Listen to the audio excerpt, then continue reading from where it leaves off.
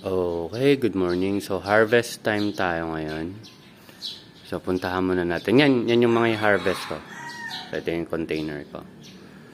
So, check muna natin sila. Wait lang. Okay, so tulad na nasabi ko kahapon, wala ako kahapon dito. So, wala akong nagawa sa kanila buong araw nun. Pero, chinek ko naman yung tubig. So, ayan. So, goods naman to. May mga tubig to. Pero ito yung next harvest natin. After nun. So, siguro next Friday ito. Ayan. So, tingnan nyo. Ayan. Goods naman yung laki nila. Malaking naging tulong nitong pag-convert natin ng bubong. So, hindi naman siya fully converted eh. So, itong partial lang ginawa natin. Kasi yun lang naman kailangan natin. Pero, yan. So, dito naman, ito yung April 10 natin na seedlings. Yung dito, biglang bumaba yung tubig eh. Hindi ko sure kung bumaba o umangat to eh. Yung isang seedling, natuyo yung ugat niya. So, malabo na makarecover yun. Yung isang seedling, nilipat ko muna doon sa isang container natin doon. Titingnan ko kung may problema to o talagang hindi ko lang naiangat ng konti yung tubig. Yan. So, ito naman, goods naman. Kita naman na moist yung foam. Kaya no, kasi may mga lumot. So, yan. Goods naman. Siguro didiligan ko lang ito mamaya. Itong mga basil natin. No? Bumunga na ulit siya. Tapos yung ginawa kong tea nga pala. Di ba gumawa ako ng tea?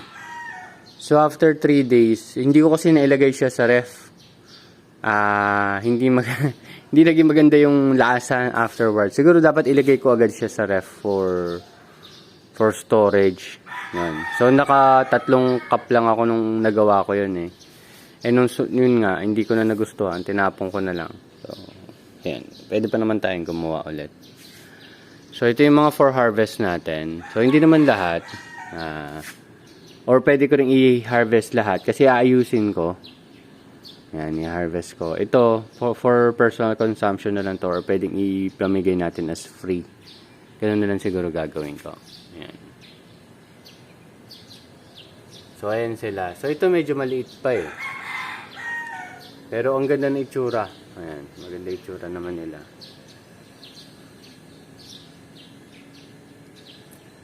So, meron tayong yan, for harvest pala. Kukulangan pala ng konti yung ano ko Anyway, sige.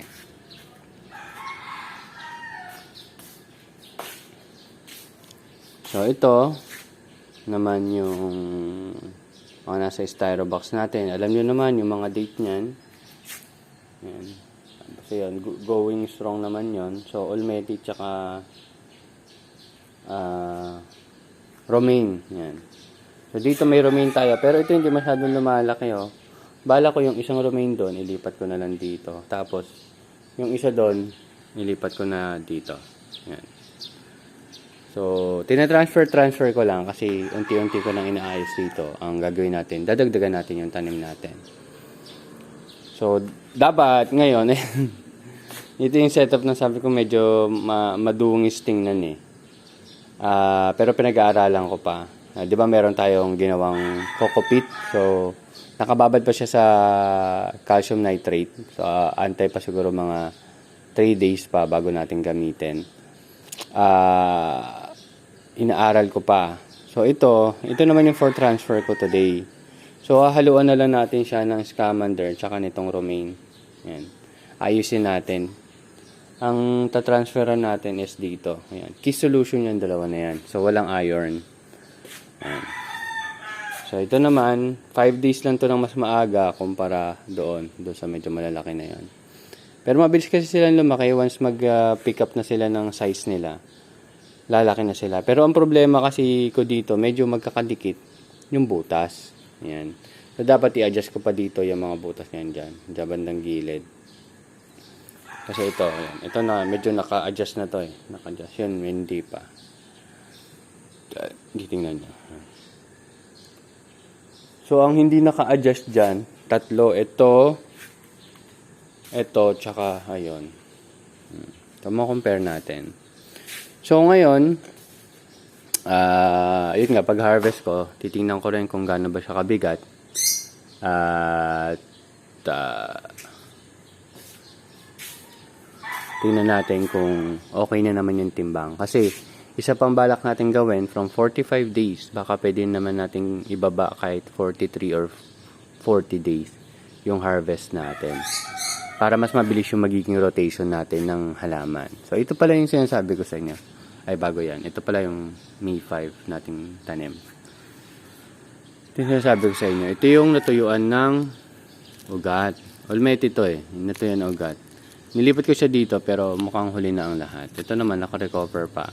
Ito kasi mahaba-haba yung ugat niya nung na-transfer ko. So, umabot pa siya dun sa nutrient solution. Eh, ito, medyo maiksi yung ugat. Hindi umabot sa nutrient solution. So, yun yung isang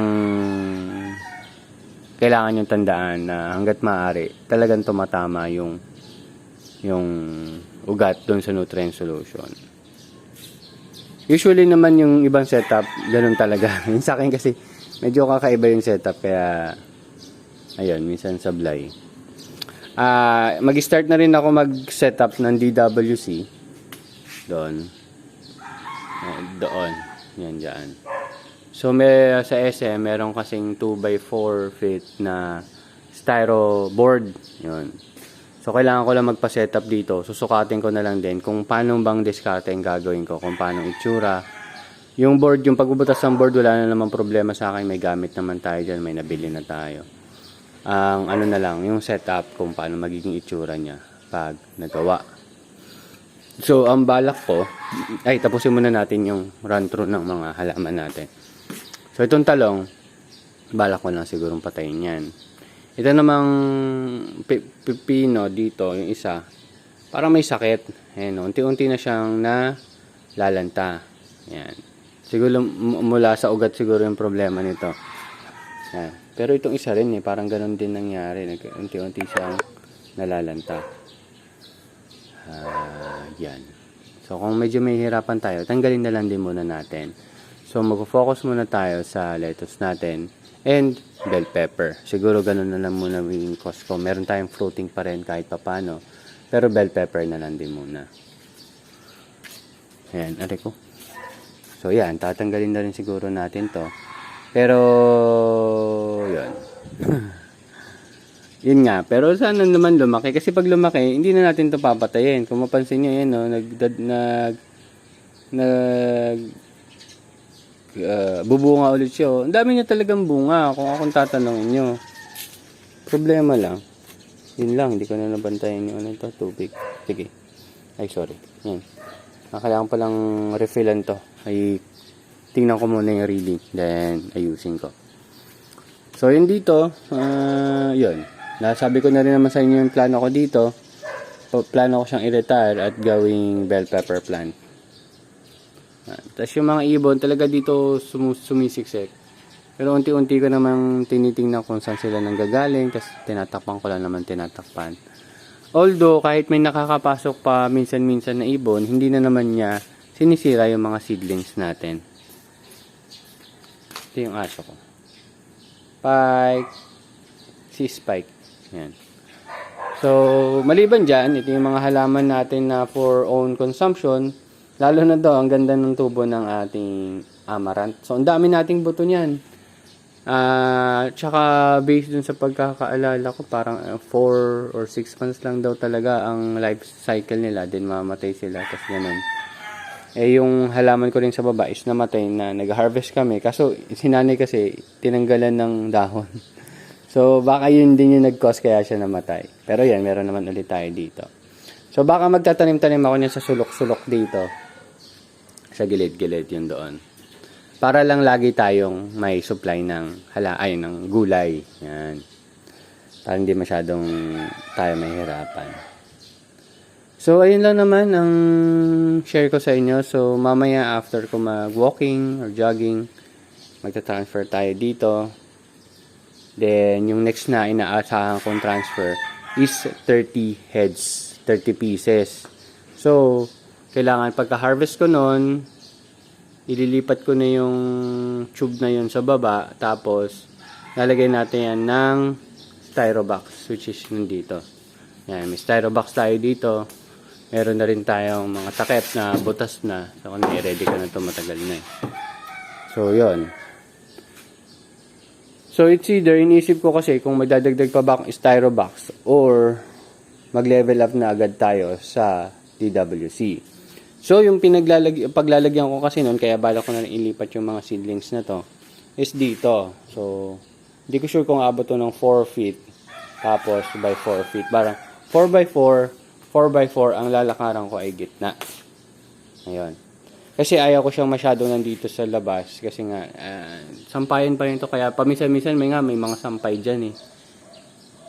Pagtanghali, sampay. So, medyo masishadan sila. Parang yun lang din nangyayaring shading nila. Kasi hindi ko pa naasikaso yung shade net.